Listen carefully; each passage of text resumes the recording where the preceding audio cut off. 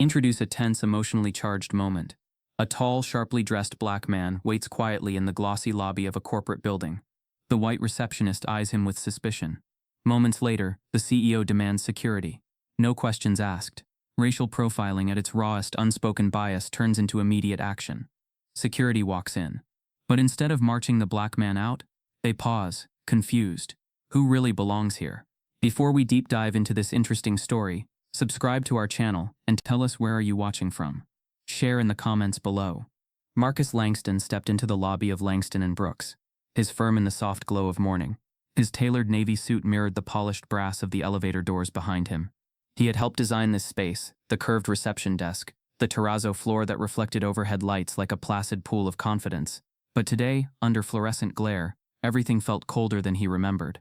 He advanced toward the desk, hand poised to greet the receptionist. Instead, she caught sight of him and stiffened. Her eyes traveled his height, his dark skin, the way his jacket brushed against the glass countertop. She forced a polite nod, but her lips remained tight, tight enough to snap. Marcus's palms itched at his side. This was the first slight, but it shattered his morning before it began. Above them, a sleek chandelier dropped crystals like judgment. Marcus smiled gently. "Good morning," he began. She looked away. The silence was heavy, one of those silences suffocating enough to choke ambition. A man he'd trained in presentation skills would flinch at this moment, tension without sound. Marcus cleared his throat, his voice low, confident. "It's Marcus Langston. I'm here for the board meeting prep." She tilted her head, scanning her screen. She typed. Every keystroke was a staccato deciding his fate. Marcus pretended not to notice her eyes flick to his badge. It was locked in his car. "Badge?" she typed back. He reached into his coat with careful composure, searching. Behind him, the automatic doors whispered open again. Two security officers entered, their shoes clicking the same beat as the heels of his ambition. He felt their gaze before he saw them. He turned to face them with polite nods. One was tall, bulky, broad shoulders with an equipment belt that made him resemble armor. The other was smaller, sharper looking, his posture like a coiled spring. Marcus swallowed. He offered his wallet, his license, anything to affirm who he was. The taller guard's eyes flicked to his license photo, a slightly younger, unshaven Marcus, but unmistakably him. Still, the officer's jaw locked. He held out his hand, not for the card, but for Marcus's arm. Never my company, Marcus thought, though he had stood in this lobby since day one, laying foundation for exactly this moment, the ritual of arrival, his company, his space. Rejection stabbed sharper than he expected. He stepped sideways in a practiced gesture of calm.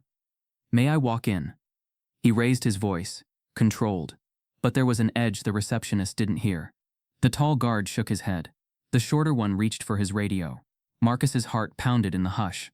The lobby lights didn't waver, but his pulse felt like it could short-circuit them. Every tile beneath him felt like an accusation. He remembered the joyful day he first laid them, positioning each square precisely. Now each square felt like a label. Intruder. He paused, took a breath. He exhaled slowly, but the guard from behind swept in front, blocking him from the desk as if the carpet had given birth to a threat. He looked up at the chandeliers, and for a moment his vision tunneled. The crystals no longer glimmered, they jutted like broken glass in his brain, reflecting the shards of this moment. He thought about announcement slides he designed for the boardroom. He thought about the mentorship lunches where he gave wisdom. Now this lobby spat him out. A hush fell as the taller guard asked, "Sir, do you have ID?" Marcus hefted his wallet and produced a driver's license, company badge, and an old corporate security pass. He laid them in a careful fan across the front of the reception desk. The receptionist leaned back. Both guards stiffened. For all his credentials, the question lingered. Is he a threat? The full weight of the moment crushed Marcus's professional mask. He felt the ghosts of every micro-insult whispered to him. "You're too intense. Relax, let us handle this. I don't know why we hired you." All those erased compliments, all those moments erased. This was what it boiled down to, assumption that he didn't belong. He straightened. "That's all my ID," he said calmly. "You have every bit of verification you need." His voice cracked at the end, but no one noticed. The tall guard didn't speak. The shorter one scanned each card with visible skepticism, as if reading a spy's encoded credentials. Emotion roared through Marcus, but he bottled it. He'd survived worse, and he refused to give them satisfaction. He had built strategies and products that generated hundreds of millions. He'd presented in the boardroom. He had earned everything he ever had here. Yet now, in this moment, He was something else. Something unworthy. He locked eyes with the taller guard. "I'm a partner here," Marcus said quietly. "I co-own this firm." The words hung in the sterile air. The guard's eyes flicked to the receptionist, who spread her hands as if to say, "Am I wrong?" The second guard tapped his radio again, his expression rigid. A decade of effort, black boxes of late nights, breakthrough meetings, mentoring interns, boiled down to a demand for more proof. He had done more than enough, but they wanted more. The lobby recognized him by features, but refused to admit he belonged. The lobby remembered his work, it just didn't want him to. The receptionist cleared her throat. "He says he's a partner," she said. She looked back at her screen. The cursor blinked in anticipation. Everyone glanced at each other. The lobby felt like a courtroom holding its breath before verdict. Marcus's tie pressed his throat like a noose. The taller guard strode forward. Every step he took echoed with judgment. He didn't say a word. He didn't need to. His hand hovered over the carabiner at his belt. A silent threat, or maybe just a formality. Marcus held his breath. The moment froze, stalemated by authority versus accomplishment. And then one small movement. The taller guard exhaled slowly, his posture relaxing a fraction. The shorter one tapped his shoulder and whispered. The taller guard turned his head, eyes meeting Marcus's briefly. There was no apology in them, no recognition, just a shift of focus. "Sir," the guard said, voice low, "we still need to verify with security." He gestured toward the doors that led to the internal corridor. Marcus felt the walls of the lobby lean inward, narrowing his world. He was being held, for standing still. He nodded, controlled. "All right," he said, each syllable a calm surrender. He moved to follow the guard, leaving his suit jacket hanging too close to polished surfaces. The world blurred at the edges, the voices muffled like distant thunder. As he stepped outside the lobby into the corridor, the security desk came into view. 3 desks clustered with screens, cameras, an eye factory. 2 additional guards looked up from monitors at his entrance. Their expressions were unreadable. Marcus followed the lead guard up to the desk. The lead guard spoke to the monitor. "Is he cleared?" Silence. Marcus waited. He could feel screens watching his every step. The receptionist watched through the glass wall. Her lips parted as if she had seen something she never expected. Cameras clicked like vultures circling oversight. The guard glanced at Marcus again. He reached behind his belt and pulled out an old ID card. Generic, taped at the edges, but in his hand it seemed strong. "Where did you get this?" he asked. Marcus paused. "I found it in my desk last night. It's issued to me." He watched the guard hold it up to the light. Something unsettled him in that moment. The guard's reflection overlaid his own face in the glossy badge. They were the same, but they saw different people. The taller guard and the shorter guard exchanged looks. One nodded. The other shrugged. Words hung in the space between them. Maybe he's telling the truth. Maybe not. Finally, the tall guard said, "Sir, we need official verification. Please have a seat." He pointed to a plastic chair facing the monitors. One guard grabbed the tape-wrapped ID. Another kept the license in hand. Marcus felt the weight of scrutiny press into his shoulders, his chest, every inch of him like a target. He sat, adjusting his posture, not angry, not pleading, just resolute. He glanced at them, waiting. The monitors flickered. Outside, the receptionist peeked again. Something stirred in the hallway. More employees passing. They slowed down, curious, watching through glass walls. Marcus looked back at the guards. The lead one pushed his radio button but didn't speak. The tension thickened. He could forgive ignorance, microaggression, civility laced with contempt. But this being treated like a suspect inside his own firm felt deeper, like gravity. Behind the students behind those monitors, another motion.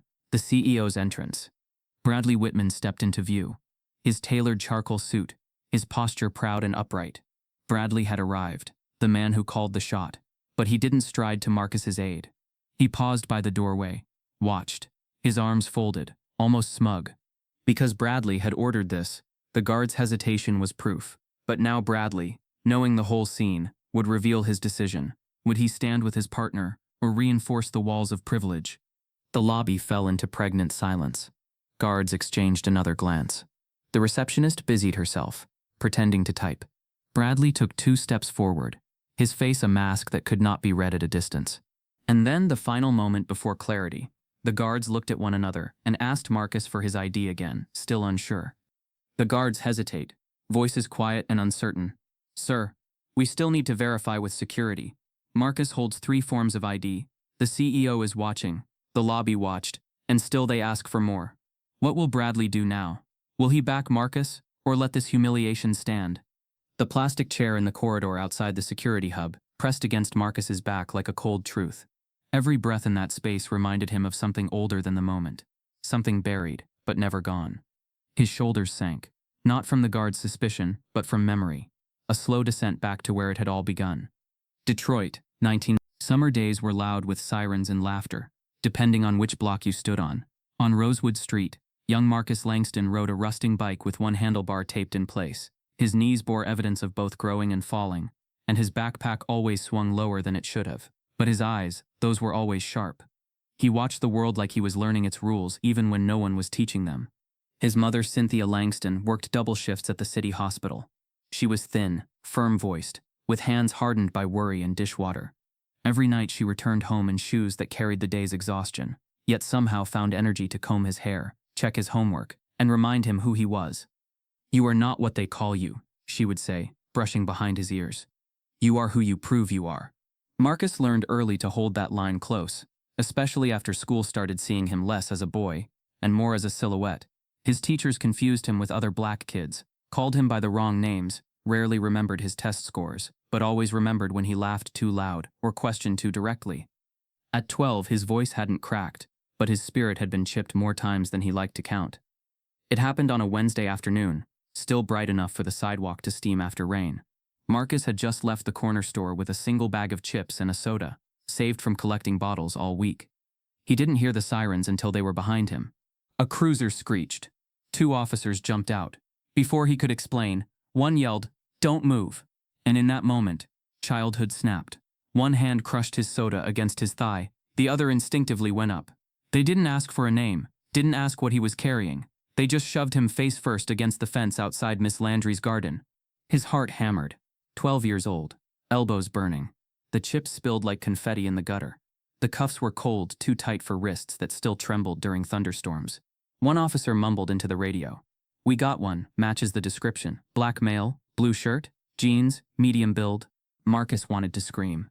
He wanted to say, "I just left the store." But all that came out was a choked, "I didn't do anything." The second officer squinted, unsure. "This kid looks young." But the cuffs stayed on. They didn't loosen. They didn't apologize.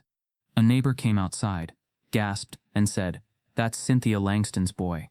The officers exchanged looks. One asked Marcus his name like it was a lie. They released him after 20 minutes, when the real suspect was caught blocks away. Older, taller, face full of stubble. Marcus wasn't offered a ride home. He walked, his wrists red, shirt stained, and pride bent. Cynthia didn't cry when she saw him. She paced, hands balled into fists. Then she sat him down and made him repeat what happened 3 times. And then she made him look at her. "You are not safe because you are good," she said. "You are safe because you are careful." Marcus understood. The world didn't care about his kindness, his ambition, or his GPA. It saw him and judged. And once judged, there was no room for error. He stopped riding his bike after that, started walking straighter, speaking less, keeping receipts, always keeping receipts. At school, he learned to raise his hand only after someone else had. He got detention once for talking back when he corrected a math teacher. The teacher later apologized, but the record stayed. In gym class, another student called him urban trash under his breath. Marcus didn't report it. He just noted the words, stored them. They burned less when they were categorized.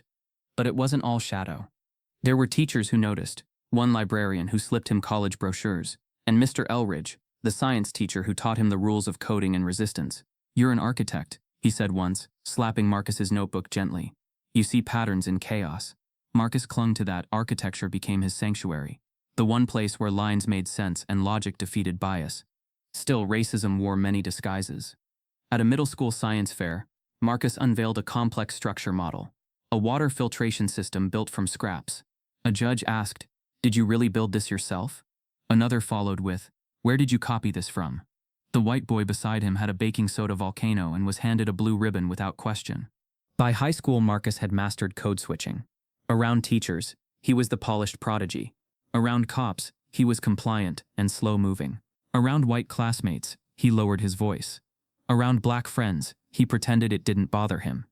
But it did, deeply. And then came the interview for a magnet program, an elite STEM academy.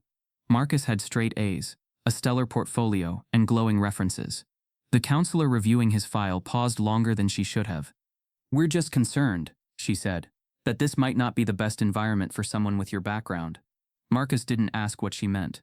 He knew. Your background had nothing to do with grades. It had everything to do with zip code and skin tone. He got in, but the words stayed. They etched themselves into his core like graffiti behind a fresh coat of paint. That summer, he worked as an unpaid intern at a firm downtown. His first glimpse of glass towers and revolving doors. He remembered watching how security nodded at the white interns, while eyeing him longer, remembered how his suggestions were often repeated louder by someone else, and then credited to them. Still, he stayed late, studied harder, drew plans in sketchbooks until dawn. By 17, Marcus had learned that the world didn't reward brilliance. It tested whether you could survive invisibility. And survive he did. But survival came at a cost. He no longer ran, no longer laughed in public, no longer stood with his hands in his pockets. His walk was measured, like someone aware that the floor might disappear at any step. Back in the present, in that corridor outside security, Marcus exhaled. He'd thought he had outrun this, thought he had walked far enough, built high enough, earned enough to never be mistaken again. But the hands that once pressed him against a fence in Detroit now echoed in the cold eyes of men asking for his ID in a building with his name engraved on the marble. Just then, a notification vibrated on the guard's tablet. Something changed in their posture. The shorter guard leaned in, whispered, "You might want to see this." He turned the screen so only the taller one could view it. The taller guard squinted. Then his brows raised, not in recognition but in confusion. The screen showed something. Something that didn't make sense to them. Marcus leaned forward slightly. "What is it?" The taller guard didn't respond. He walked off toward a side hallway with the tablet in hand. His pace faster now. Marcus stood up, slowly, his breath caught. Because something was happening behind the scenes, something even he didn't expect. Young Marcus had once sworn never to be mistaken again.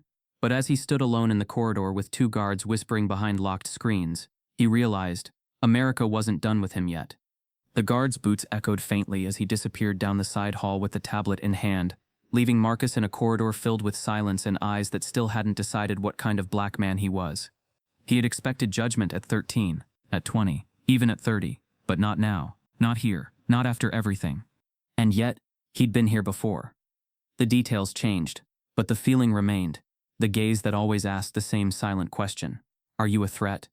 That question had first followed him into academia, where he had arrived with a full-ride scholarship and a duffel bag that still smelled faintly of Detroit bus fumes. Trinity College in Massachusetts was ivy-covered, prim and polite in a way that didn't mask its prejudices. It just dressed them better. On paper, Marcus was the kind of student admission offices put on brochures. Inner-city prodigy, top of his class, 2 science fair championships, community work. But in practice, the moment he stepped onto campus, he wasn't a miracle.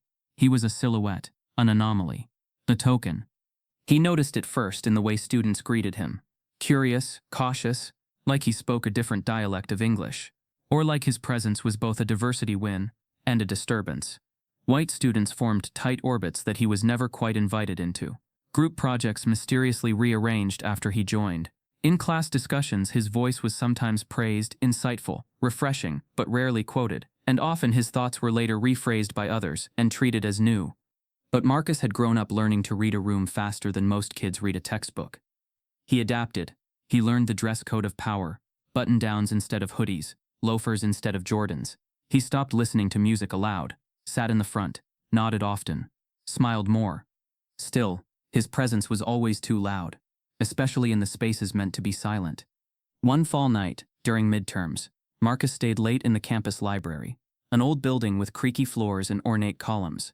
He'd been buried in architectural theory, tracing the lineage of Greco-Roman designs into modern skyscrapers. Time slipped past midnight. A security officer walked through the floor during rounds. Their eyes met briefly. Nothing was said. But 15 minutes later, another officer appeared. And this one didn't ask if he needed help. "ID," he barked. Marcus, startled, handed it over. The officer scrutinized the ID under the flashlight like it was counterfeit. Then came the questions. What was he doing? Why was he here so late? What was in his backpack? Marcus answered with practiced calm. "I'm a student here, architecture major, studying for midterms." The officer didn't smile. Someone reported suspicious activity. Suspicious. That word again. The officer left after confirming his credentials, but the damage had settled in Marcus's chest like concrete. In a building lined with leather-bound volumes and hushed ambition, he had been the one flagged as foreign, out of place, possibly criminal. He returned to his dorm around 2 a.m. The hallway was dark, quiet. His roommate had gone home for the weekend. Marcus slipped into his bed, thoughts tangled in fatigue and frustration. And then, just before sleep, a soft shuffle outside the door. Paper. Movement. He rose, opened the door. No one. But a folded sheet of lined paper lay under the frame. No signature. No handwriting, he recognized. Just 6 words scribbled in sharp ink. Go back where you came from. His throat closed. The paper trembled in his hand. Rage, sorrow, and a strange familiarity danced behind his eyes. He crushed the note, then stopped, unfolded it again, read it once more, just to be sure. There was no misunderstanding. The message wasn't metaphor, it was command. And he knew better than to report it. There would be no fingerprints, no cameras, just denials, and a counselor's brochure on campus harmony. He taped the note inside his closet, not for revenge, but as reminder, the war wasn't over. It had just changed uniforms. Despite that night and countless others that followed, Marcus excelled. His GPA soared. He submitted a paper on cultural influence in postmodern architecture that was published in a national journal. But even success didn't shield him. One professor, Dr. Keswick, routinely gave Marcus's work the lowest critique in studio reviews until a visiting critic praised one of Marcus's models as visionary. The professor's face flushed. He nodded slowly and said, "Yes, quite inventive," as if seeing it for the first time. Peers weren't much better. At networking events, they'd say things like, "Wow, where'd you learn to talk like that?" Or "You don't sound like you're from Detroit," meant as compliments, received as erasure. And yet he kept rising. His senior year, he was nominated for a highly competitive internship with a prestigious New York firm. The faculty advisor handling recommendations paused as she reviewed his file. Her eyes narrowed. "You're exceptionally qualified," she said, "but are you sure you'll be comfortable in that environment?" Marcus didn't flinch. "Why wouldn't I be?" She hesitated. "Well, it's high pressure, very elite. Not everyone adjusts easily." He smiled with steel behind his teeth. Pressure makes diamonds. He got the internship, crushed it, turned heads. Still, every step forward came with double the weight. At graduation, Marcus stood on stage, cap tilted just right, tassel flicked forward. The president of the college pronounced his name slowly, unsure. Some faculty clapped with polite restraint. Others watched, arms folded. But as he stepped down from the stage, a custodian, a black man with gray hair and knowing eyes, gave him a subtle nod. It said everything. You made it. Marcus returned it with a small smile. For now. Back in the present corridor of Langston and Brooks, Marcus shifted in the plastic chair as the taller guard returned, still expressionless, holding the same tablet, but now speaking into his radio with more urgency. Marcus's phone buzzed. A message from his executive assistant. "Everything okay? You're not in your office yet," Bradley just asked. Bradley. So he was watching. Marcus's fingers trembled slightly over the screen. He didn't respond. The shorter guard leaned down and finally addressed him again. Tone softer now. "Sir, something's not adding up. Can you wait just a few more minutes?" Marcus nodded once, but his chest burned. He had walked through 1,000 versions of this moment before. Not belonging, being watched, being questioned, and still, he stayed composed. But as he waited, his mind returned to that note from college, the one he'd never told anyone about. Go back where you came from. He had never gone back. He had only gone forward. And yet, here he was again, still proving, still waiting, still being watched like he'd stolen something. Just then, a low chime echoed from the side hallway. An elevator opened. Someone stepped out. Not Bradley. Not security. A woman in a dark red coat with a press badge. Marcus narrowed his eyes. She looked around the corridor, saw Marcus, and walked directly to him. "You're Marcus Langston, correct?" He stood, cautious. "Who's asking?" She pulled out a small recorder. "I'm with the Chronicle. I was sent this morning, anonymously. There's a video you need to see."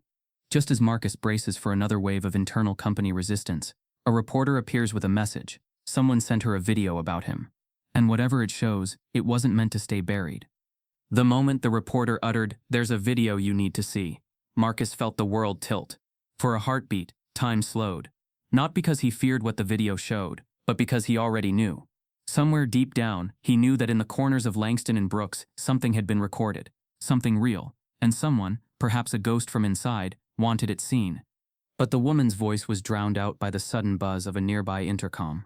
One of the security guards turned his head sharply, muttering into his radio. Behind the glass walls, more employees began drifting toward the lobby, murmuring, their curiosity now laced with unease. The video could wait. Marcus raised a hand, signaling the reporter to pause, his eyes never leaving the taller guard's tightening jaw. He'd learned long ago how to read power, not just its loud declarations, but its quiet recalculations. His thoughts scattered as the guard's voice snapped back into focus. "Mr. Langston, you're cleared. Someone verified your identity." He didn't say who. He didn't apologize. He didn't look him in the eye. Marcus nodded slowly, buttoned his jacket, and stepped forward. With every stride back toward the main hallway, another memory surged up, because this wasn't the first time he'd been forced to prove his place. It started the moment he'd entered corporate America. Marcus's first job out of college was at a mid-sized design consultancy in Manhattan, a firm known more for its brand name than its ethics. He was hired after 3 interviews, one of which included a surprise panel of white executives who grilled him on design theory as if testing his credentials on behalf of everyone like him. From the first day, Marcus stood out, not just because he was one of the only black faces in the office, but because he was damn good at his work. His mock-ups were detailed, his pitches persuasive, his timelines spotless. And yet he noticed things. In meetings, his ideas were often ignored until rephrased by a junior white analyst, then celebrated. He'd submit a proposal, only to find his name left off the credits. His feedback was called emotional, while others were praised for passion. He smiled. He adjusted. He documented everything. They called him articulate, as if that word alone explained his existence. Impressive, said with the same tone one uses when a dog walks on hind legs. Well-spoken, like he was reciting lines from a role he hadn't auditioned for. Still, he rose. His work spoke louder than any whisper. Clients requested him. Projects thrived under him. Interns shadowed him like students to a sage. But promotion? That remained elusive. During a 6-month review, his manager smiled too much. "You're doing amazing work, Marcus. Honestly, we've never had anyone like you." That last phrase, it didn't land as a compliment. It landed like a flag planted in foreign soil. Marcus pressed. "So am I being considered for the strategy lead position?" The manager's smile faltered. "Well, it's just that leadership doesn't feel it's the right fit yet. Maybe next year." He nodded. He had expected it. The ceiling wasn't glass. It was fogged mirror, showing him his reflection while hiding the cracks. In the break room, conversations fell quiet when he entered. Not out of malice, but out of discomfort. The kind bred by people who never had to question how they got where they are. Invitations to happy hour skipped his inbox. Office birthdays were celebrated without him. His presence made the room formal, like a guest speaker had walked in. But it wasn't just the white employees who distanced themselves. There were 2 other black associates. One pretended Marcus didn't exist, eyes always fixed on a monitor. The other once whispered, "Don't make waves, man. Just collect your check." Survival strategies dressed as advice. Marcus didn't want to survive. He wanted to lead. Eventually, he built his own team within the firm. He mentored junior analysts, streamlined processes, saved a client account worth millions. Still, when the time came for a public commendation at the annual gala, the CEO gave credit to Marcus's white supervisor, who hadn't touched the project. Afterward, at the bar, Marcus confronted the supervisor, quietly, professionally. "I noticed you didn't mention my name in the speech." The man sipped his whiskey. "Oh, come on. Everyone knows you did the heavy lifting." "Then why not say it?" A pause, then a shrug. "Marcus, don't take it personally. It's just how this place works." That night, Marcus walked home in the rain. No umbrella, just fury and facts. He decided it was time to leave. His next move was bold, co-founding Langston and Brooks, with an old college peer, Daniel Brooks. They began in a cramped office in Brooklyn, laptops on folding tables, fueled by talent, caffeine, and the shared dream of building a firm where merit spoke louder than melanin. Marcus handled operations, architecture, and client relations. Daniel took finance and expansion. Within 3 years, they broke into the top 50 regional firms. Within 5, they had government contracts. Within 7, they were pitching to tech giants. Marcus should have felt safe. But success only changed the tone of racism. It never removed it. At client meetings, executives often assumed Daniel, who was white, was the sole founder, Marcus would be addressed as his associate. At dinners, he was mistaken for the valet. On calls, he was asked to confirm his qualifications after being introduced as partner. Inside the company, the culture slowly shifted. As they hired more staff, many didn't report to Marcus directly. White junior managers began excluding him from leadership huddles. A marketing director once described his presence in meetings as too intense. Another said, "Maybe let Daniel handle the big pitches. You're more of the behind-the-scenes guy." Behind the scenes. That's where they wanted him. The board formed after a massive funding round. 6 executives, 5 white, 1 Latino. Marcus wasn't voted chairman, despite being the co-founder. The explanation: let's not complicate the optics. They handed it to Daniel. Daniel apologized afterward. "You know it's just for now. Optics, man. You're the heartbeat of this place." Marcus smiled, but inside, something cracked. One night, working late, he heard 2 executives talking near the coffee machine. They didn't know he was around the corner. "Langston's good, no doubt, but he's not leadership material. He doesn't play the game. He makes people nervous. Too serious. Too aware." They laughed. The sound burned more than fire. A week later, an older black executive who had retired from another firm visited Marcus. They'd crossed paths years earlier. Over coffee, the man leaned in and said quietly, "They're never going to let you sit at the table, Marcus." Marcus froze. The man continued, "They'll eat your ideas, drink your energy, build palaces out of your blueprints, but you'll always be standing at the door unless you break it down." Marcus stared into his coffee cup, steam rising like ghosts. He didn't know if it was warning or prophecy. But the echo of that phrase, "never let you sit at the table," would follow him through every board meeting, every polite nod, every time his name was left off a memo he had written. And it was echoing now, in the glass halls of Langston and Brooks. Back in the present, as he walked past the guards and toward the elevators, Marcus felt the words crawl up his spine like an old scar rehealing. The elevator dinged. The reporter still waited with that recorder in her hand. Marcus took one step toward her, but before he could speak, another voice cut through the air. "Marcus?" He turned. It was Daniel, but not the Daniel he remembered. His eyes were hollow, face pale. "I think you should come with me," Daniel said softly. "There's something you need to see." Just as Marcus thinks he's finally navigated the latest act of erasure, his own co-founder arrives with panic in his voice and a secret in his eyes. Something has changed behind closed doors. And whatever it is, Marcus isn't ready for it. Marcus didn't move right away. Daniel stood across the polished hallway, hands twitching slightly at his sides. The man who had once argued in crowded cafes with Marcus about disrupting architecture, who'd laughed through sleepless startup nights in that first Brooklyn office, now looked like he'd just seen a ghost, except the ghost wasn't dead, just exposed. "Come with me," Daniel repeated, quieter now, glancing toward the security station, the reporter, the curious eyes peeking from glass-paneled offices. Something had shifted behind the curtain, and Daniel, normally the calm after any storm, was visibly shaking under the pressure of whatever had been uncovered. Marcus took a breath. He knew fear when he saw it. He also knew guilt. Without another word, he followed Daniel into a nearby elevator. They rode in silence, the kind of silence that feels like it's hiding a siren. When the doors opened on the executive floor, Marcus walked behind Daniel, down the carpeted corridor, toward the private strategy room, one rarely used unless something big was unfolding. And something was.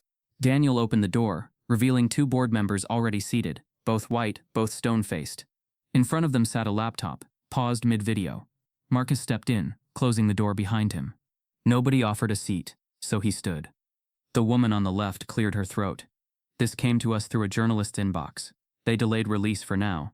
She hit play. It was a boardroom video, grainy, time-stamped.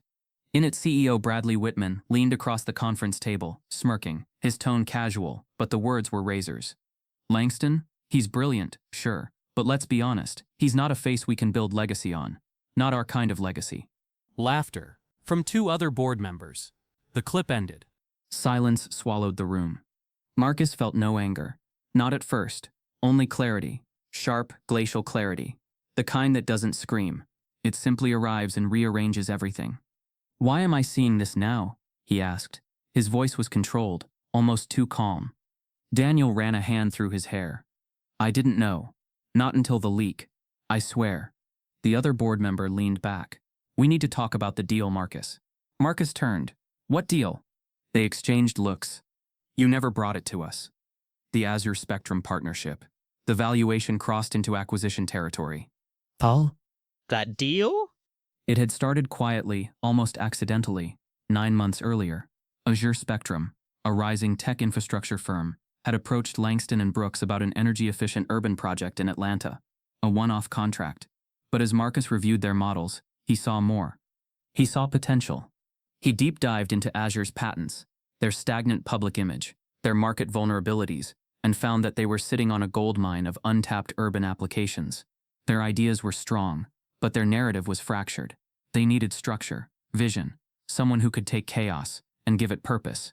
So Marcus proposed something unexpected. A multi-phase strategic partnership, integrating Langston and Brooks's design expertise with Azure's green tech innovation. No big announcements, no headlines, just results. He oversaw everything himself. The first quarter saw a 21% increase in shared capital assets. The second, 38%. By the third, Langston and Brooks was part owner in 3 major East Coast projects, sustainability-driven, future-proofed, and deeply profitable. And Marcus had done it without asking permission. Because no one ever gave it freely. His silence wasn't secrecy, it was protection. From dilution, from sabotage, from questions like, "Are you sure you're ready for something this big?" When the deal finally reached critical mass, a financial reporter noticed the back-end filings and ran a feature, "The Silent Power Move Reshaping East Coast Infrastructure." The headline went viral. Investors called. Analysts scrambled. Overnight, Marcus was hailed as the architect of a quiet revolution. Langston and Brooks's stock spiked. But not everyone cheered. Back in the boardroom, the female executive shifted in her chair. "You leveraged company assets without board review. That's serious." Marcus met her gaze without blinking. "I use discretionary authority per the partnership clause in Section 4.3 of our charter. You approved that clause 3 years ago." Daniel muttered, "He's right." Silence again. But this time, it burned hotter. What stung them wasn't the risk. It was the result. He had succeeded without their blessing. Marcus stepped toward the laptop, still glowing with Bradley's voice. "You want to talk legacy?" he said quietly. "I built this firm's legacy. In boardrooms that didn't want me. In silence. In shadows. And I'm not here to ask for a seat anymore. I'm taking it." Daniel didn't respond. Neither did the others. Because they couldn't. Power had already shifted. The world had seen what Marcus could build without their hand, and that scared them more than any threat. But just as Marcus reached for the laptop, a chime echoed through the room, an incoming video call request. It was from Bradley Whitman. The same CEO who had doubted Marcus, profiled him, and now on the verge of public disgrace, wanted a private audience. Daniel hesitated, then accepted. Bradley's face appeared on screen, his voice tight. "We need to manage this narrative. Immediately. Marcus will issue a statement, say the video was taken out of context, that it was edited." Marcus tilted his head. "Was it?" Bradley didn't answer. Instead, he shifted gears. "The board will need to meet formally, in person. Vote on your future involvement." There it was, the not-so-subtle threat. Marcus leaned in. "I've already built more than any of you dreamed possible," he said, "and I did it without your permission. So vote. But know this, whatever you decide won't be the end of this story. It'll just be the prologue." Bradley's jaw clenched. "Don't make this a war." Marcus's eyes narrowed. "You already did." He ended the call. The boardroom fell still. Then the second twist landed, delivered by the same female executive who had tried to press him earlier. "There's another video," she said, pulling out a flash drive from her folder. "It hasn't gone public yet." Daniel blinked. "What kind of video?" Her lips tightened. "From the HR department. Last week, Bradley in a private meeting with external consultants. He calls Marcus a branding liability and suggests freezing him out of decision-making entirely." Marcus inhaled, slowly. "This," she added, sliding the flash drive across the table, "may be what gets him removed. But it also means we have to act now." Daniel looked at Marcus. "Do you want to lead the meeting?" Marcus didn't speak. Because for the first time in a long time, the silence wasn't trying to erase him. It was waiting to listen. He picked up the flash drive, his fingers trembling just slightly, not from fear, but from what came next. Then a knock at the boardroom door. An assistant peeked in, eyes wide. "The press is downstairs," she said, "and the rest of the board wants to meet now." Marcus had built a revolution in silence, but now the noise had arrived.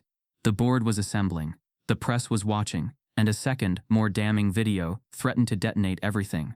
And this time, they weren't calling him to congratulate him. Marcus stood outside the boardroom, flash drive clutched in one hand, pulse steady but mind racing. The second video. The press downstairs. The board gathering upstairs. The air around Langston and Brooks was no longer still. It crackled with anticipation, consequence and something else, fear. But it wasn't his fear. Inside the firm's top-floor executive suite, behind a glass door etched with the company's logo, sat Bradley Whitman, the CEO who until now had controlled the optics, orchestrated the silence, and whispered authority into ears trained to believe it. But now the whispers were failing. And Marcus Langston, once an accessory to the brand, had become the storm they didn't see coming. Bradley adjusted his tie as the door swung open. He didn't flinch when Marcus entered. In fact, he smiled wide, practiced, political. "Marcus," he said, as if nothing had changed, "we need to be aligned before the meeting." That word aligned landed like acid on Marcus's skin. Bradley gestured to a leather chair across from his desk. "Have a seat. Let's be smart about this." Marcus sat without speaking. He watched the man closely. The pristine cufflinks, the untouched espresso, the way his fingers tapped the desk with forced nonchalance. Bradley had always been composed, even charming. But underneath that was a studied performance, one built on an empire of assumptions, where power rarely had to explain itself. "I assume you've seen the first video," Bradley said. Marcus nodded, and heard everything. Bradley leaned forward. It was locker room banter, taken out of context. "We've all said things we regret." Marcus tilted his head. "Did you regret it when you said it? Or now that someone's watching?" Bradley paused, momentarily disarmed. Then he chuckled softly. "Come on, Marcus. We've built something incredible here. Don't let one careless moment derail everything." That was Bradley's specialty, minimizing damage while denying harm. Marcus remained silent. He knew better than to argue morality with a man who only spoke profit. Bradley continued. "You're a star, Marcus. Always have been. You think I'd be stupid enough to let talent like yours go unnoticed?" Marcus almost laughed. The irony was suffocating. Because while Bradley praised him now, he'd spent years chipping away at his influence. It had started subtly. An agenda changed last minute, so Marcus couldn't present. A client redirected for clarity. Internal decisions reframed to exclude Marcus without notice. Every move cloaked in strategy. Bradley would compliment him in meetings, then later suggest Marcus was intimidating the team. He'd tell him to take more ownership, then withhold credit when deals closed. The turning point came 6 months earlier, when Marcus's Atlanta proposal, initially approved and praised, was quietly reassigned. A junior white strategist presented it as their own. Bradley claimed it was a streamlining move. Marcus hadn't said anything. Not then. But he'd remembered. Bradley's power wasn't loud. It was surgical, polished. He destroyed careers with soft words and sealed smiles. And now that Marcus had become too visible to erase, Bradley had switched tactics. Manipulate, minimize, maintain control. "Look," Bradley said, tone shifting. "We both know what this company looks like with you at the forefront. You're smart, calculated, and let's be honest, marketable right now. But that kind of attention doesn't last. The press, the buzz, it fades. And when it does, legacy's what counts." Marcus narrowed his eyes. "Whose legacy?" Bradley shrugged. "The company's, mine, ours." There it was again, the co-opt. Marcus leaned forward. "You've spent years curating a firm that tolerates black talent but doesn't elevate it. You saw me as a symbol, not a partner. And when I outgrew the narrative you wrote for me, you panicked." Bradley's mask cracked, just for a second. Then he scoffed. "You think this is about race?" Marcus met his gaze. "I think you don't know how to exist in a world where someone who looks like me doesn't defer to someone who looks like you." Silence settled between them like a verdict. Bradley stood, walked to the window, looking out over the skyline. His voice dropped, thoughtful. "You know, I used to admire you. You reminded me of me, hungry, tireless, brilliant. But somewhere along the line, you stopped playing the game." Marcus stood as well. "No, Bradley. I just stopped pretending the rules were fair." Bradley turned, his face hardened. "You've made enemies, Marcus. You've gone around people, embarrassed them, challenged the order." Marcus's jaw tightened. "I didn't make enemies. They revealed themselves." Bradley walked back to his desk, opened a drawer, and pulled out a folder. He slid it across. Marcus opened it. Emails, internal threads, one flagged by HR. The subject line read, "Langston, concerns." The body of the email was brief, clinical, and venomous. "We should be cautious with Langston. His demeanor has shifted, more assertive, more public. He's becoming an aggressive liability to leadership integrity. It was signed by Bradley. Marcus closed the folder slowly. No shock, no drama, just confirmation. He looked up. Aggressive liability? Bradley didn't flinch. I was protecting the company. Marcus stepped back. From what? From a black man with too much influence? Bradley's jaw tensed. From a partner who forgot how we built this. The door opened abruptly. Daniel stood there, breathless. They're ready, he said. Press is downstairs, investors too. They're expecting a statement. Marcus looked at Bradley one last time. You built a mirror that only reflects you, but now the cracks are showing. He walked past him, folder in hand. But as he crossed the threshold, Daniel stopped him with a whisper. There's something else. One of the board members leaked your HR record to a rival firm. Marcus froze. What? Daniel's eyes dropped. They're trying to push you out before you can lead the vote. Marcus has the truth, the video, and the public behind him. But now, a rival firm has been handed the one thing that could unravel it all. His internal record, doctored and leaked. The boardroom awaits, but the ambush has already begun. The words echoed long after Daniel had spoken them. They're trying to push you out. Marcus stood frozen in the hallway outside the boardroom. Folder still in his hands, truth in his chest, betrayal in his lungs. A rival firm had been handed his internal HR file, doctored, manipulated, and framed to break what he had built. Not with facts but with suggestion. Not with confrontation, but with whispers. And they hadn't done it alone. As Marcus followed Daniel down the hall toward the boardroom, he passed faces he'd known for years. Some looked away. Others nodded too quickly. Some offered that flat, polite smile, the one that hides complicity. The hallway narrowed as they moved closer to the meeting, but Marcus's thoughts traveled backward, into moments that at the time had felt odd but not urgent, conversations that skipped him, apologies that were never voiced, smiles that didn't reach eyes. Because silence has always been the most effective form of racism, the most loyal accomplice to privilege. And now those who had once cheered him quietly were vanishing even quieter. He remembered a week ago, just before the Azure deal broke in the media, when Lydia Kramer, one of the firm's top senior consultants, had asked him for coffee. She was sharp, Ivy League, blonde, mid-40s, with a reputation for being neutral in every firestorm. She wasn't overtly racist, she was something more dangerous, professionally indifferent. They met in the break room, her voice low. Marcus, she'd said, barely stirring her coffee. I heard about the Spectrum partnership. Big move. He'd nodded. Big results. She looked over her shoulder, then leaned in slightly.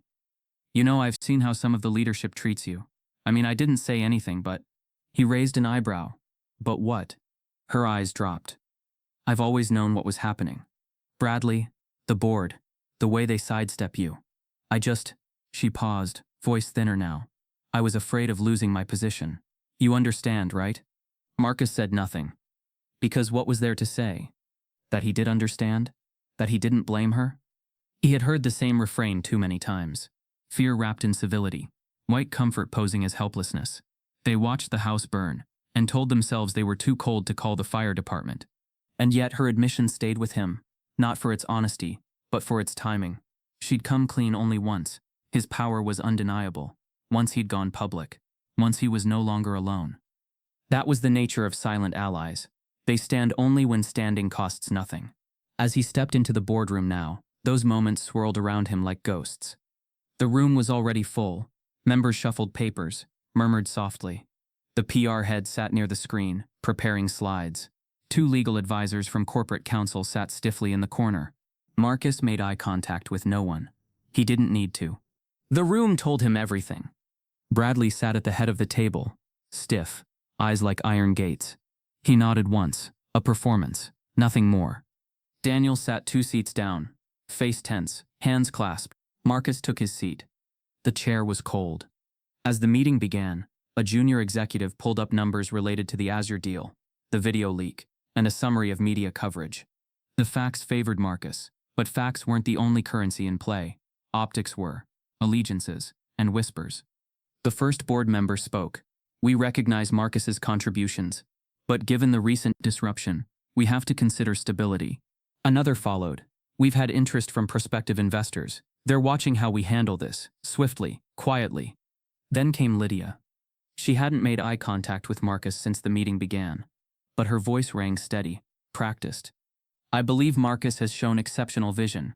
However, I worry about internal cohesion. His presence has become polarizing. Marcus didn't flinch, but something cracked inside. You knew, he thought. You knew all along, and now you're shifting with the tide. The votes began to lean away from him, carefully worded statements, couched in language like alignment, direction, strategic harmony. No one dared say what it really was, a punishment for making them uncomfortable. But then, an interruption. A soft chime. Marcus's phone buzzed on the table. He glanced down. Caller ID, HR Department, Internal XT77. He hesitated. Another buzz. He picked up. This is Marcus, he said, standing slightly to turn his body from the room. The voice on the line was low, hurried. Mr. Langston, this is Maya from HR. We need to speak privately, urgently. There's a document you haven't seen. Marcus blinked. What kind of document? It relates to your personnel file and the leak, but more importantly, who authorized it? His heart skipped. Who? We can't say over the phone, but someone inside this room has been building a file against you for over a year. Marcus's stomach turned. Why now? The voice lowered to a whisper. Because they're not done yet. Before Marcus could respond, the call ended. He stared at the phone, mind churning. A file, a year. Someone inside this room, not just watching, but orchestrating. Marcus looked up, and for a moment the boardroom blurred. The walls felt tighter, the table longer, the air stale. This wasn't just sabotage. It was a long game, one designed to erase him in stages, first subtly, then completely. A campaign of silence that masqueraded as professionalism. And he'd walked into it thinking he only had to fight Bradley. Now he wasn't sure who his enemies were, or how many wore friendly smiles. He looked around the room again, at the people who had once praised his rise, clapped at his speeches, mimicked his strategies. Allies in silence. The ones who watched. And as the chairman cleared his throat to begin the vote, Marcus's phone buzzed one more time. New message, unknown sender. Check your email before they vote. Trust me. Just as the board prepares to vote on his future, Marcus receives a mysterious message warning him to check his email, promising a revelation before the decision is made. The real saboteur may not be who he thought. Marcus stared at the message on his phone. Check your email before they vote. Trust me. No name. No clue who sent it. But the urgency was undeniable. He tapped into his inbox. A new email. Subject line, for your protection. No text. Just a PDF attachment titled, Anonymous HR Extract Langston.pdf. He hesitated for a breath, then opened it. His eyes scanned line after line. At first it looked like routine internal documentation, performance reviews, meeting attendance, even routine emails. But then came flagged remarks, subtle but loaded. Displays signs of insubordination masked as leadership. Unwilling to adjust to executive feedback. Intellectually aggressive in group settings. These weren't reviews, they were justifications. Beneath it all sat a signature line from someone he'd trusted, a name he hadn't expected, Lydia Kramer. He closed the email. The walls of the boardroom were closing in now, not physically, but emotionally.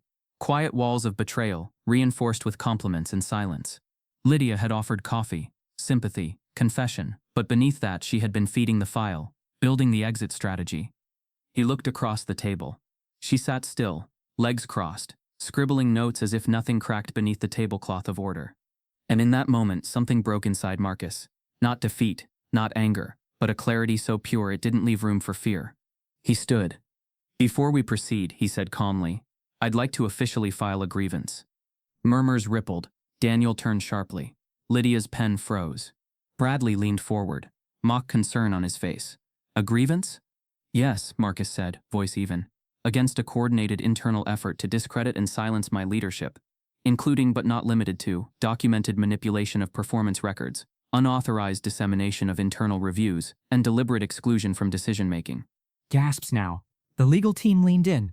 A younger board member, visibly shaken, whispered to someone beside her. Marcus continued, I've received multiple pieces of corroborating evidence, enough to initiate a formal investigation, starting now. Bradley opened his mouth, but Marcus cut him off with a stare so sharp it stripped the room of words. Silence fell. Then Bradley exhaled. If you feel you've been wronged, we'll of course review it, privately. Marcus shook his head. No more shadows. No more silence. He walked out of the boardroom without another word. And for the first time, the room didn't stop him. He moved quickly through the office, his steps heavy with momentum. This protest wasn't with signs or speeches, it was with proof, with facts, with the courage to fight a system that wore his success like a badge, but stripped his autonomy when it shined too brightly.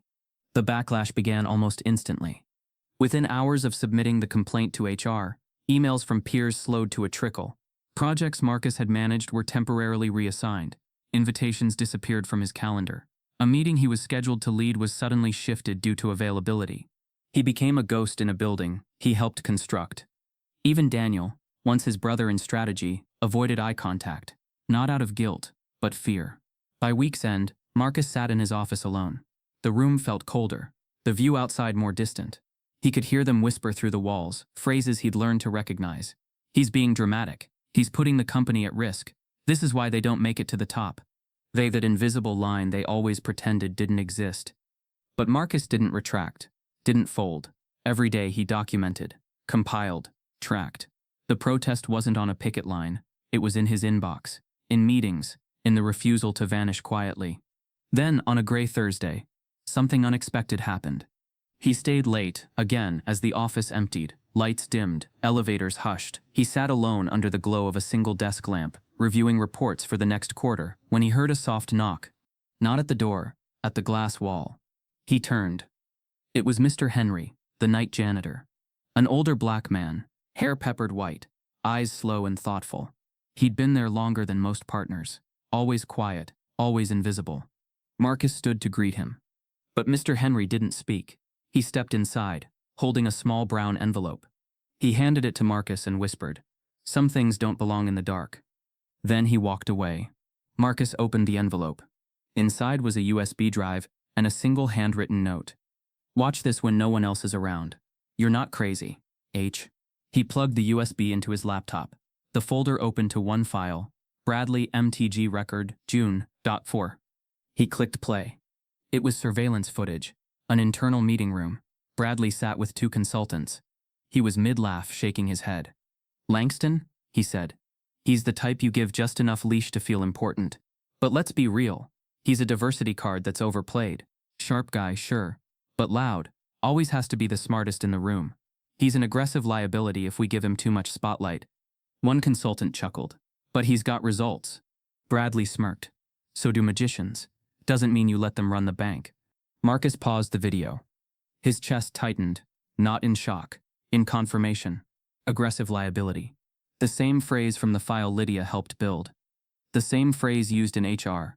It was a script, fed line by line. A character assassination disguised as professionalism. But this wasn't just verbal sabotage. This was the smoking gun. He leaned back, eyes closed, tears forming. Not from pain, but from the weight of finally having proof, of being right, of being so loud and brilliant and undeniable that they had to orchestrate a campaign just to shrink him. But he wouldn't shrink. Not now. He saved the video, sent copies to 3 encrypted drives, one to his lawyer, one to the journalist, one to an anonymous Dropbox. Then he emailed HR. Subject: supplemental evidence, formal grievance. Please find attached a recorded meeting relevant to my complaint. I request a formal response within 24 hours. If none is received, I will proceed externally. He hit send. The laptop screen glowed in the darkness like a signal flare. Outside, thunder rolled, subtle but deep. The war wasn't coming. It had already started.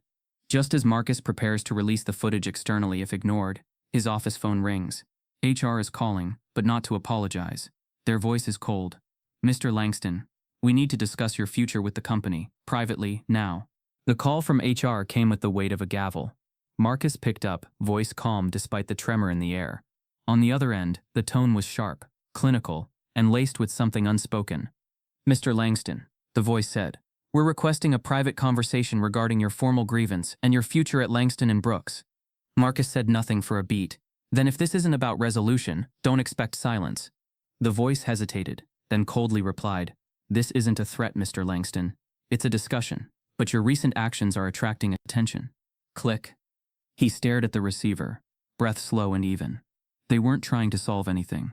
They were circling, tightening the loop around him. But they were too late. The video was out.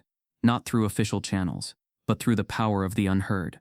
That same night, as storm clouds loomed over the city, the Chronicle ran an exclusive. Watch leaked footage exposes CEO's racist remarks toward black co-founder. Subhead Bradley Whitman calls Marcus Langston a diversity card and an aggressive liability in now viral video. The footage hit like a bomb. Within an hour, the clip was everywhere. Twitter, LinkedIn, Facebook. It surged through timelines and inboxes, shared with hashtags like Architect of Change and We See You Langston. Black professionals across industries recognized the tone, the smirk, the dismissal. Marcus had given shape to what they had only whispered about in break rooms and text threads. Langston and Brooks tried to contain it. PR issued a bland statement. The clip is edited and taken out of context. We stand by our leadership. But it was too late. The public wasn't interested in context anymore. They were interested in truth. Bradley Whitman, for all his charm, had finally spoken too freely in a room that couldn't keep its secrets. And now the whispers were turning into a roar. What shocked the firm even more wasn't the outrage from the public. It was what happened internally. Black employees began to speak. Not in protest marches or staged walkouts, but through emails, anonymous posts, anonymous documents, then open testimonies. First came Denise Carter, a UX strategist. She posted a Medium piece titled Working While Black at Langston and Brooks. In it, she detailed how she'd been told she was too passionate, denied promotions, and subtly iced out of team decisions. She ended her piece with, "If Marcus Langston is a liability, then what hope is there for the rest of us?" Then came Jerome Lewis, a project manager. He uploaded a thread detailing microaggressions from leadership, called articulate, called urban, called angry, all in the same week. The stories poured in, one after another, not from rage, from relief. They had been holding it in for years, and Marcus's footage gave them permission to stop swallowing the truth. The corporate office scrambled. Emergency meetings were held, statements drafted, legal reviewed every line of text before it went out. Bradley, meanwhile, vanished. His office blinds remained closed. His car never appeared in the garage. Internally, he was on leave pending review. But publicly, he was still CEO, still collecting a salary, still being protected by the very silence that Marcus had dared to break. Daniel, Marcus's co-founder, tried to play both sides. He issued a statement supporting Marcus while privately urging him to de-escalate for the company's future. Marcus didn't respond. There was nothing left to de-escalate. The building had already burned. Now they were just arguing about who lit the match. Journalists camped outside the building. Protesters appeared at the glass lobby with signs that read, "Diversity is not a decoration." One held a poster with Marcus's image above the words, "You can't erase the blueprint." Inside the firm, employees split. Some rallied behind Marcus, finally seeing in him a leader who didn't flinch. Others avoided him entirely, afraid of what proximity to him might mean for their own careers. A few even doubled down on loyalty to Bradley, claiming the video was a smear tactic. Marcus said little. He let the storm move through, because storms clear out more than they destroy. And then, the twist. Late one evening, Marcus received a call from a blocked number. He answered. "Mr. Langston," the voice asked. "My name is Thomas Halbridge. I'm the principal shareholder in the Bellington Fund. We hold 17% of Langston and Brooks." Marcus stood up. "I'm listening. We've reviewed the footage. We've reviewed the board's internal response. And we've read the public reaction. I'll be frank, this is a liability we cannot afford." Marcus said nothing. "We've spoken to legal counsel and other stakeholders. This isn't about politics or race. It's about optics and leadership. And it's time for Bradley Whitman to step down." The words landed like thunder. A shareholder. Not a journalist. Not a protester. But money. And in corporations, money speaks louder than anything else. "I'd like your cooperation in facilitating the transition," Thomas continued. "We're considering naming you interim CEO, pending board approval." Marcus exhaled. Not in celebration. In disbelief. He thought of every hallway he'd walked, unseen. Every meeting where his name was left out. Every file marked with suspicion. Now the very system that once tried to bury him was offering him the throne. But it wasn't a gift. It was survival. They weren't lifting him up, they were protecting their assets. Still, it was an opening. Marcus paused, then said, "I'll cooperate, but only if the transition comes with structural changes. I'm not here to wear a crown on top of a broken foundation." There was silence on the other end. Then a quiet reply, "We'll schedule a vote." Marcus ended the call. Outside, the city lights flickered like stars refusing to be ignored. And inside the firm, a meeting was being called, urgently. The subject line was simple. Board action required. CEO leadership review. As the board assembles under pressure from shareholders, Marcus receives another message. This one anonymous. Don't celebrate yet. Someone else wants the seat, and they're willing to do anything to get it. The elevator descended slowly from the top floor, every flickering light on the panel, a reminder that power, real power, was no longer confined to offices with corner views. Marcus stood inside alone, still gripping the anonymous message in his mind. Don't celebrate yet. Someone else wants the seat, and they're willing to do anything to get it. He knew what it meant. This wasn't a coronation, it was a coup in slow motion, masked in policy, wrapped in spreadsheets, where ambition walked the line between vision and vengeance. Someone was waiting in the wings. Someone who smiled when he walked in the room, who called him inspiring while preparing his obituary. The elevator doors opened to the lobby, the same space where days earlier, Marcus had been asked to show ID like a stranger in his own company. But today, the temperature had changed. Security stood in position near the reception desk. The lobby was quieter than usual, tense, watching, waiting. Bradley Whitman stood near the central pillar, talking to two board members, gesturing with controlled outrage. He wore the calm of a man used to power, but the tightness in his shoulders gave him away. Marcus walked forward slowly. All eyes turned. Security stepped aside, not to block him, but to block Bradley. The taller officer approached Marcus. Mr. Langston? Marcus nodded. The officer looked over his shoulder at Bradley, then back at Marcus. Do you have your identification? Marcus didn't smile. He simply reached into his jacket and pulled out a leather card holder. From it, he handed over a slim card.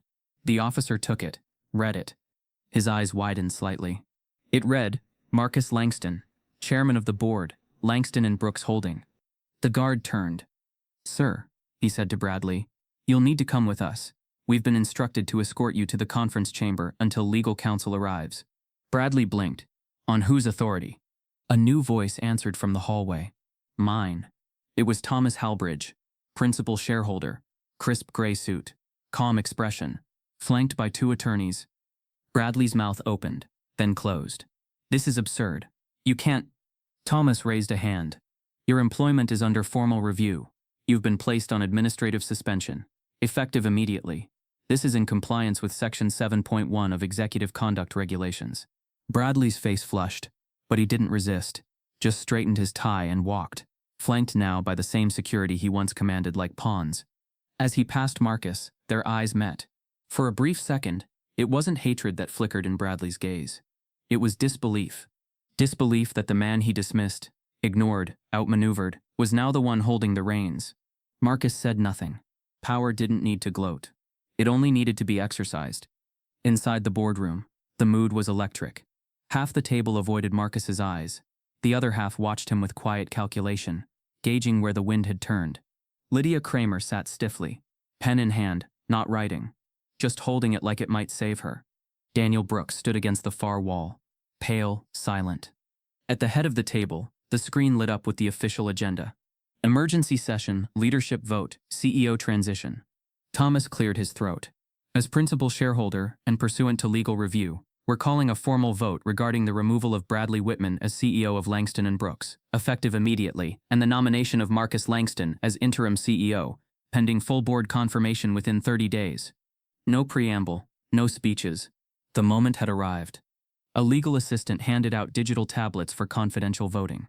One by one, board members tapped their screens. Every click echoed like thunder. Marcus sat still, composed, but inside, every memory flickered like film reels on fire. Being called articulate. Being mistaken for security. Being skipped in meetings. Being praised, then erased.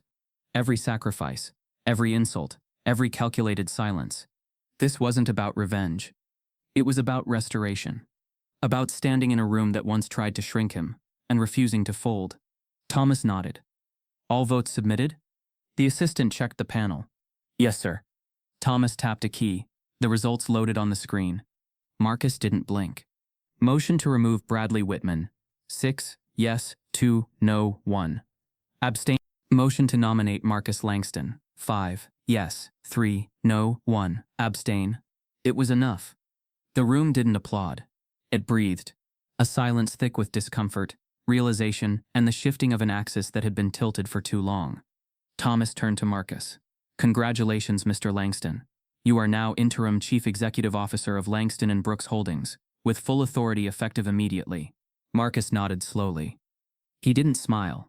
He looked around the room at those who had doubted, who had stayed quiet, who had voted no, and then at those who, even reluctantly, had chosen to turn the page.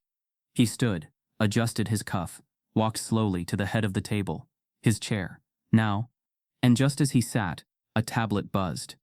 Another message. From an encrypted sender. Subject: internal memo leak. Confidential. The footage was only the beginning. There's another file, buried, about your hiring, and it changes everything. Just as Marcus takes the seat of power, a new message arrives, hinting that his very entrance into the firm was manipulated from the start. A deeper conspiracy is buried in the files, one that may shatter everything he thought he'd earned.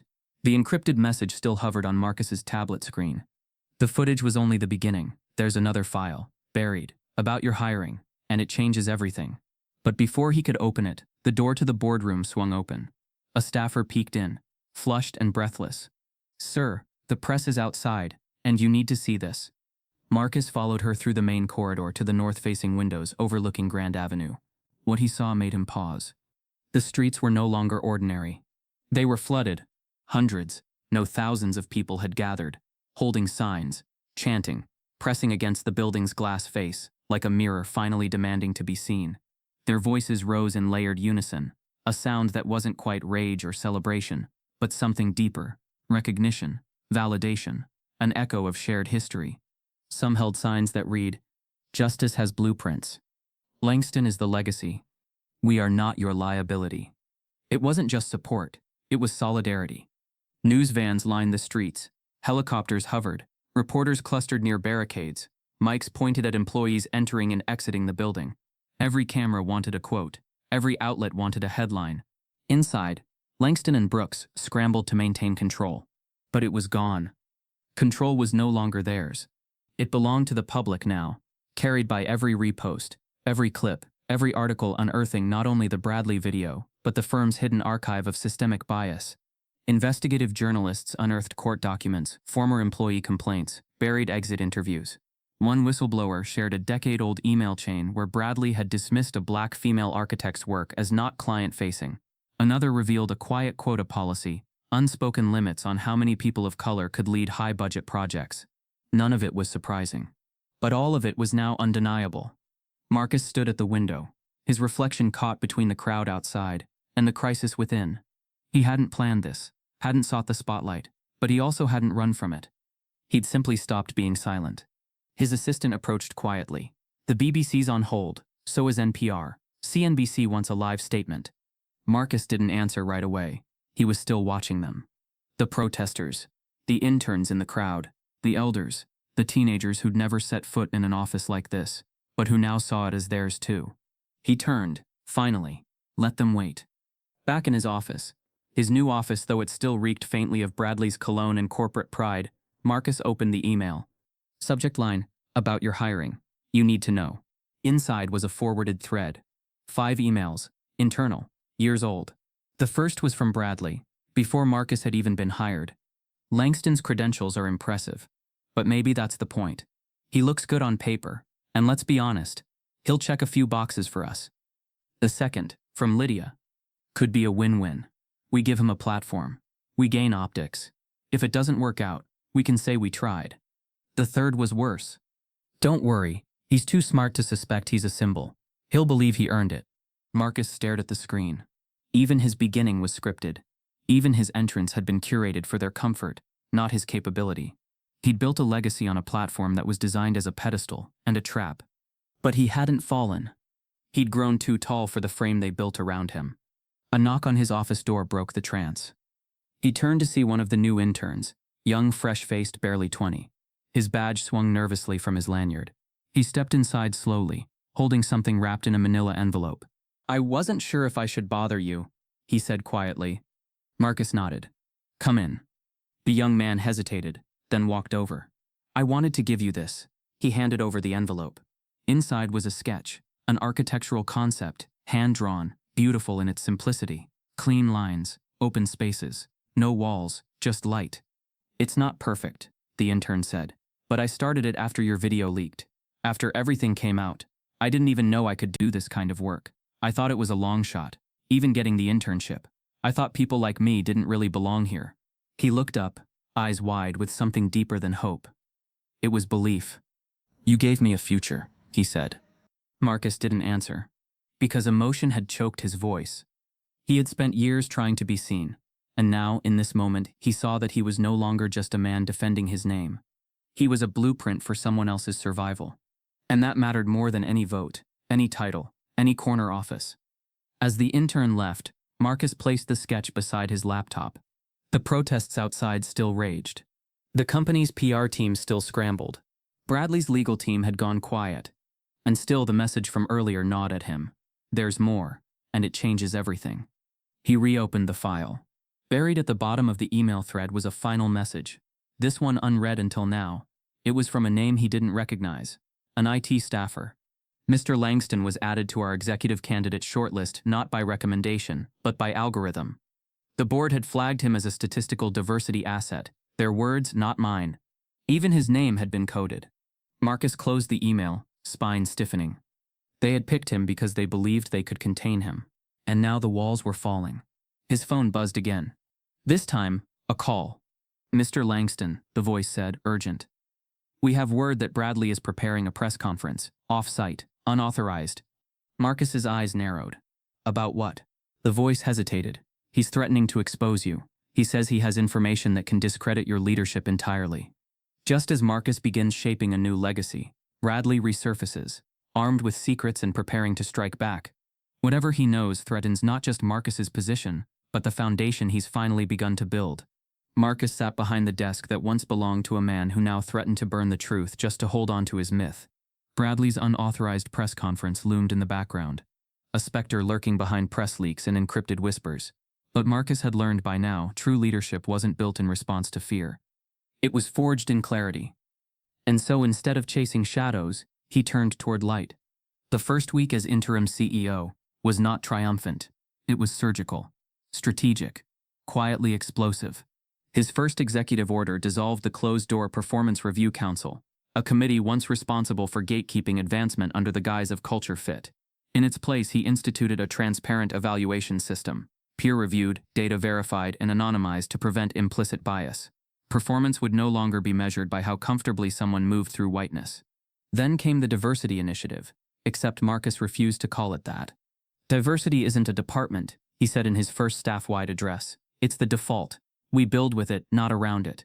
He overhauled recruitment pipelines, paused hiring until they rebuilt systems that actively sought candidates from underrepresented schools, cities, and communities, partnered with historically black colleges, established mentorship programs for first-generation professionals. No glossy brochures, no vague pledges, just action, tactile, measurable, and immediate. But not everyone welcomed the shift. Several senior staff resigned, quietly, with thin smiles and packed boxes. They didn't send goodbye emails. They didn't offer thanks. Some simply ghosted. Others joined competing firms and whispered that Langston and Brooks had gone political. Marcus didn't chase them. They weren't part of the future he was building. What surprised him, though, were the people who stayed and changed. One was Philip Warren, an executive known for towing the line of neutrality. He'd once called Marcus impressive for someone so young, a phrase wrapped in condescension. But now Philip requested a meeting, not to advise but to listen. I won't pretend I understood what you went through, he admitted. But I want to help build something better. I was wrong not to speak before. Marcus heard the sincerity, but sincerity didn't erase silence. Then start by mentoring someone you once overlooked, Marcus replied, not because it's required, but because you now understand why it matters. Others followed, doubters, bystanders, once skeptical of Marcus's ambition. They now watched him redefine what leadership looked like and felt the gravity of his resolve. But trust was not a resource Marcus handed out freely anymore. He had been burned too deeply for that. In every meeting he listened, but he also remembered. In every agreement he signed, but he also verified. It wasn't paranoia. It was preservation. And behind his eyes, a silent fire burned, one that didn't crave revenge, but refused repetition. Still, he allowed some redemption. Lydia Kramer approached him weeks later. She didn't ask for forgiveness. She offered context. I played the game too long, she said, until I forgot it was won. Marcus nodded. Then help dismantle it. She accepted and began her penance in policy drafts and late-night equity reviews. Momentum built. Interns spoke up. Mid-level staff felt heard. Margins improved. The company wasn't just repairing, it was evolving. But progress made in the open is always watched from the dark. It happened on a rainy Wednesday. Marcus was reviewing quarterly projections when his assistant entered face pale, tablet in hand. "You need to see this." She handed him the screen. Breaking. Former Langston & Brooks CEO sues firm for defamation and breach of contract. Subheadline: Bradley Whitman claims wrongful removal, citing violation of internal procedures and character assassination by current CEO Marcus Langston. Marcus read the headline twice, then opened the attached court filing. The lawsuit was sweeping, dramatic, crafted with venomous precision. Bradley alleged the video had been doctored, that Marcus had manipulated the board, and that his ousting had been orchestrated as a hostile takeover under the guise of racial justice. It was theater. But there, buried on page 12, was the real twist. Bradley was introducing new evidence, a confidential memo from Marcus's early years, suggesting he had been pre-selected for accelerated advancement as part of a strategic optics initiative. The document appeared to be signed by Marcus. Marcus's hands froze. He had never seen this memo before, never signed anything like it. But the signature, it was his, or looked like it.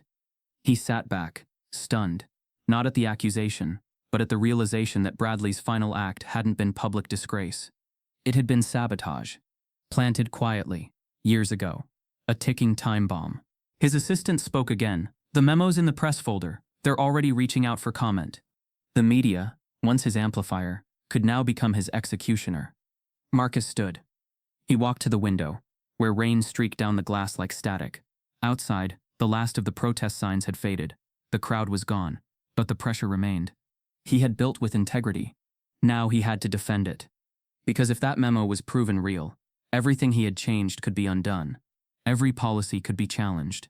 Every decision viewed as opportunistic. Every truth recast as strategy. He turned back toward his desk, toward the screen, toward the ghost of a man still pulling strings, even in exile. And for the first time since taking the seat of power, Marcus Langston didn't feel betrayed. He felt hunted. Just as Marcus solidifies a new legacy built on integrity, Bradley's final weapon emerges, a forged document that could destroy Marcus's credibility and undo everything he's rebuilt. And worse, it carries a signature that may be impossible to disprove. Marcus stood still, staring at the memo that threatened to unravel everything. The rain outside intensified, streaking the window like ink bleeding across paper.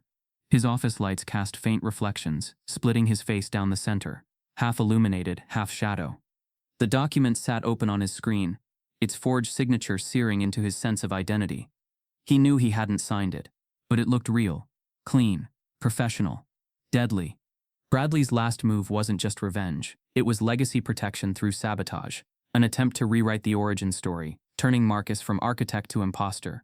If the memo stuck, the narrative shifted. He hadn't built a legacy, he'd been handed one for show. And worse, the public wouldn't know the difference. Marcus paced. Truth no longer lived in silence.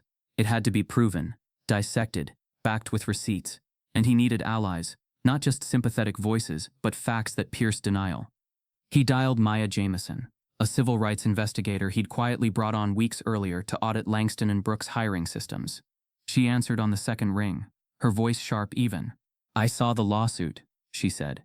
"It's a landmine." "It's also a lie," Marcus replied. "I assumed as much." "I need you to go deeper," he said. "Everything. Hiring logs, vendor contracts, archived correspondence." Bradley didn't just forge a signature, he set up the stage for years. "I need to know how far back this goes." There was a pause. "Funny you say that. I was just about to call you. We've found something. Something bigger." Marcus's step slowed. "Define bigger." "The forgery is just the surface. We've been comparing hiring data across departments, Langston & Brooks and 4 other firms Bradley was connected to through advisory roles and silent investments. The pattern is clear." She paused, then delivered the blow. They coordinated to block qualified black candidates from entering leadership pipelines.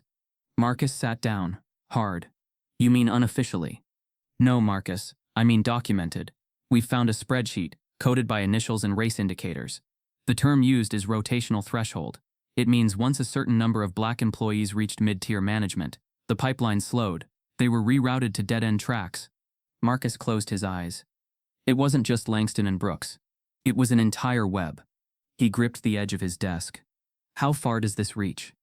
One firm is a government contractor, another just received a $1 billion clean energy grant, and a third supplies infrastructure data for public education planning.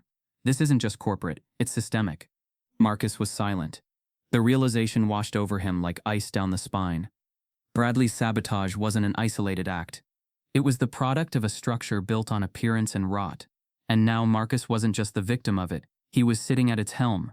"Send me everything," Marcus said. And Maya, "Yes?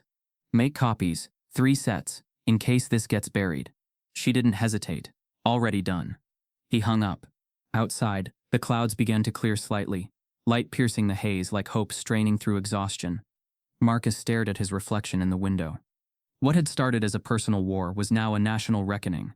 He couldn't just fix Langston and Brooks. That would be cosmetic, a bandage on a leaking pipe. He had to decide, expose the full system and risk collapse, or rebuild it brick by brutal brick, carrying its weight on his name. He turned back to the desk, called a meeting, not with executives, but with black and brown staff across departments, those who had never been in leadership rooms, the ones who carried knowledge but not titles. They met in the innovation room. No PowerPoints, no strategic frameworks, just voices, stories, experiences that lined up too neatly with Maya's data. One woman, a project designer, revealed she'd applied for the same promotion 3 times. Each time the panel changed, and each time she was told she was close, but not aligned with brand culture. Her white peer with less tenure got it on his first try. Another spoke of being praised in private but publicly invisible during big pitches. They weren't angry. They were tired. And they spoke with a calmness that hurt more than fury. Marcus listened. Every word layered bricks into his understanding of how deep the rot ran, not just in his firm, but in the DNA of industry itself. When the room fell quiet, he stood. "We've uncovered coordinated hiring discrimination," he said. "It's not just here. It's layered across firms and funding pipelines. What we do next will either expose that system or will become part of it." Silence. Then nods. Not from obedience. From belief. He walked out of the meeting with purpose. But before he reached his office, his phone buzzed. "Unknown caller," he answered. "Mr. Langston," the voice said, smooth and commanding. "This is Senator Althea Royce." Marcus blinked. "Senator. I've reviewed the report. I was copied anonymously." A chill. "You now hold proof of cross-industry discrimination that could affect government contracts, federal funding, and minority business certifications." "I do. You need to come to D.C. We're forming a special inquiry. You'll be the first witness." Marcus swallowed. "And Marcus?" Yes. "This isn't just a company scandal. It's a policy one. It's time to decide, are you a CEO or are you a movement?" As Marcus prepares to testify before the U.S. Senate, he must confront a larger truth. He's no longer fighting for his company. He's become the face of a national reckoning, and the decisions he makes next could rewrite the future of black leadership in America. Marcus stared out of the black SUV window as the Capitol loomed in the distance, its marble dome framed by a morning sky that promised more heat than peace. His hands lay flat on his lap, steady despite the tremor of history pulsing through his body. Senator Althea Royce's call had shifted the ground beneath his feet. He was no longer just a CEO trying to right a corporate wrong. He was a witness, a symbol, and potentially, a target. The documents Maya had uncovered, proof of systemic, coordinated racial exclusion, had rippled beyond press headlines. Federal agencies now launched inquiries into how black and brown professionals were filtered out of opportunity long before an interview. The hiring thresholds weren't an isolated policy. They were a culture, a strategy, an industry blueprint. Marcus had agreed to testify. He hadn't anticipated how high the cost would be. 3 days before the hearing, his mother, now retired in Detroit, called him, her voice taut with fear. "Baby, someone was outside the house." Marcus sat up. "What?" "Just standing there, watching. Didn't ring, didn't speak. But when I opened the door, he walked off fast, like he knew he wasn't supposed to be seen." Marcus's heart pounded. "Did you get a look at him?" "No, but the car, it had government plates, or something like it. I called the police. They said it was probably nothing. But I know what nothing looks like, Marcus." She was right. This wasn't random. It was warning. Later that night, Marcus's front porch lights in D.C. flickered out. When he checked the door camera footage, the drive had been wiped clean. Someone wanted him to know he was being watched. The cost of truth wasn't just professional now. It was personal. He didn't tell his staff. He didn't want panic. Instead, he hired private security, rerouted his comms, and sent his mother to stay with friends in Atlanta. She resisted, of course, but her voice cracked when she whispered, "I knew this would come for you, Marcus. I just hoped it wouldn't be so soon." Even allies began to show cracks. Daniel, his old co-founder, called him under the pretense of support. "You're going nuclear with this," Daniel said. "I'm telling the truth." "But what if the truth burns everything?" Marcus paused. Then maybe it needed burning. Daniel didn't respond, but the silence was louder than any warning. Even inside Langston and Brooks, fractures widened. Some executives pulled back on diversity efforts, citing too much visibility. Clients withdrew contracts quietly. Board members who once stood behind Marcus began requesting strategy calls to reassess their brand positioning. But Marcus pressed forward. The night before the testimony, he stood alone in the empty innovation room, the space where he'd once listened to voices silenced by systems. He scrolled through a folder on his phone. Statements, charts, names, but none of it felt as powerful as the image he couldn't forget. His mother peeking through her blinds, terrified, silenced, again. He closed his eyes. This wasn't just about legacy anymore. This was survival. Not his. Theirs. A movement had taken shape in his name, and he didn't want it to die just because power felt threatened. The next morning, at the Capitol, the air inside the Senate subcommittee chamber was thick. Marble walls, suited staffers, pens clicking like metronomes, the buzz of media just outside the doors. The weight of stakes no longer hypothetical. Senator Royce introduced him, her voice resolute. "This testimony comes not from theory, but from lived experience.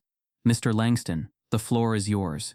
Marcus adjusted the microphone and spoke. He recounted his hiring, his rise, the erasure, the sabotage. He detailed the hiring matrices uncovered by Maya's team, the coded language, the fabricated files, the pattern of calculated containment, dressed up as corporate culture. But what pierced the room wasn't data. It was when his voice cracked, just slightly, as he said, "My mother used to tell me I had to be twice as good to get half as far." I believed her, but what she didn't know was that even being twice as good still puts you on a list, not of excellence, but of threat. Some senators shifted uncomfortably. Others leaned in. Cameras clicked. The nation watched.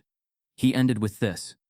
"If your systems don't see black ambition as leadership, only as liability, then you haven't just failed us, you've failed yourselves, and your institutions will rot from the inside while pretending to be whole." The silence afterward was deafening. Senator Royce cleared her throat. "Thank you, Mr. Langston. This committee will now deliberate on pending legislation regarding equitable federal contract distribution and transparency audits for major firms tied to public infrastructure." Marcus stepped back. He'd said it. All of it. But as he walked out, escorted by security, his phone buzzed. A message. From an unknown number. "The vote is close. One senator holds the swing, and they're being lobbied against you. If it fails, your evidence gets buried. This was never just about your story. It's about silencing the rest." Just as Marcus breathes from his testimony, he learns the final vote in Congress hinges on one undecided senator, whose decision could bury the entire investigation and erase everything he's risked his life and legacy to expose. Certainly, here is the final full circle section 15 of your story, closing the arc with powerful emotional and structural resonance. Years had passed. The building hadn't changed much. Same glass atrium, same sleek marble floors that whispered beneath polished shoes, same reception desk curved like a question mark. But the silence that once hummed with suspicion was gone, replaced with a calm that felt earned, not borrowed. Marcus stood near the far wall, hands folded, watching. He was older now, not by appearance. His presence still carried weight, elegance and quiet command, but in the way he observed the world, no longer searching for permission, only for promise. A new CEO sat in his former seat, someone Marcus had mentored, someone who had lived the data, survived the code, and built their own blueprint. Marcus had stepped down years earlier on his terms, after the legislation passed, after the investigations changed procurement policies and led to a national audit of every major federal contractor. But he never left the story. Because the story never left him. And today, something pulled him back to the lobby. He told no one. No media. No escort. No expectation. He just walked in like he hadn't done. Once. Like he hadn't been stopped. Once. Like he belonged. He leaned against the far window, phone in his pocket, coat still draped over his arm, watching as the revolving doors eased open. A young black man stepped inside. Early 20s, slim, wearing a charcoal suit too formal for his frame, nervous fingers tugging at the tie, holding a slim portfolio under one arm. Marcus could tell it was his first day. The way he looked around, taking in the glass ceilings and brushed steel, not with intimidation, but with reverence. Marcus smiled, quietly. He waited for something, an eyebrow raised, a security guard stiffening, a receptionist's glance turning cold. But none of that happened. The receptionist smiled, genuinely. "Good morning," she said. "Welcome to Langston and Brooks. You here for onboarding?" The young man nodded, voice caught somewhere between pride and disbelief. "Wonderful. You'll want elevator bank B 6th floor. HR will meet you there." He thanked her, then turned, walking toward the elevators without so much as a second glance behind him. No one followed. No one questioned. No one stared. Marcus watched the doors close behind him, and something in his chest loosened. Change wasn't always loud. It didn't always arrive in protest signs and breaking news. Sometimes, it whispered through doorways that no longer locked behind skin tone, through welcomes that didn't feel conditional, through jobs offered not as charity but as destiny. That young man didn't know the floor he walked on was once laced with fear. That years ago a black man in a better suit had been asked for ID by guards he helped hire. That a building bearing his name once tried to reject his very presence. And he didn't need to know. Because progress meant he didn't have to carry Marcus's burden. But Marcus remembered. He always would. His phone buzzed softly. An email from Senator Royce's office. A draft of a national scholarship being named after him. The Langston Initiative. Focused on systemic repair and design, business and civil equity. Marcus read the subject line. Then closed the phone. He didn't need awards. This was the award. That young man, striding confidently toward the elevator, dreams held high, unbothered by the weight Marcus had once dragged like a shadow. A nearby employee recognized Marcus, nodded politely, but no one approached him. He liked it that way. Not being revered, just being there. The lobby buzzed with life again. Interns with coffee, architects swapping blueprints, administrators laughing too loudly. But the tension that once followed Marcus like a scent was gone. The air had been cleared, not by apology, but by architecture, by intentional, institutional redesign. He began to walk toward the exit, past the reception desk, past the security station, where a new team nodded in his direction, not out of caution but respect. He reached the revolving doors just as another group entered, young, diverse, confident, a new generation. But just as Marcus stepped into the rotating glass, a voice called softly from behind, "Sir." He turned. It was the same young man. He doubled back, breath short, eyes wide. I didn't realize," he said. "You're him, aren't you?" Marcus didn't answer. The young man continued. "I just wanted to say thank you. I read your story in undergrad. I didn't think people like me would ever walk through places like this. Not like this." Marcus nodded once. "Keep walking," he said gently.